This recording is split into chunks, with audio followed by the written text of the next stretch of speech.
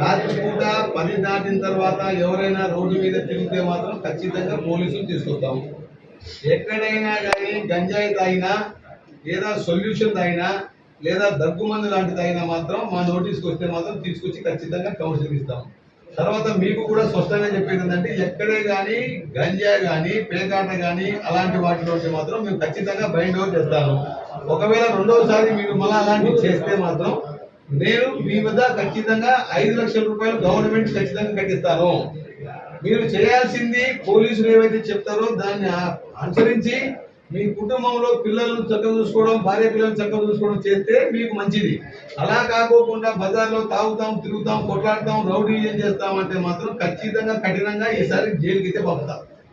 Again మళ్ళీ repeat అయింది. మీ 14 మందిని ఇప్పుడు 15 మందిలో మొత్తం బైండ్ ఓవర్ చేస్తా ఉన్నాం ఎంఆర్ఓ గారి దగ్గర. ఒకవేళ పద్ధతిగా మార్చుకోకుండా మీరు కఠినంగా పోలీసులు మీరు అట్లే ఉంటే మాత్రం పోలీసులు ఇంకాస్త కఠినంగా తయారవుతారు. నాన్ బెయిలబుల్ కేసులు కట్టి మిమ్మల్ని జైలుకు పంపిస్తాం. మీరు మారాలి. మారకుండా మీ పద్ధతి మీదే ఉంటే మాత్రం ఎటువంటి పరిస్థితుల్లో పోలీసు స్పేర్ చేయదు.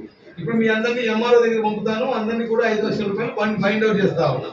టౌన్ లో ఏ విషయంలో కానీ మళ్ళీ మా నోటీసు రాకూడదు.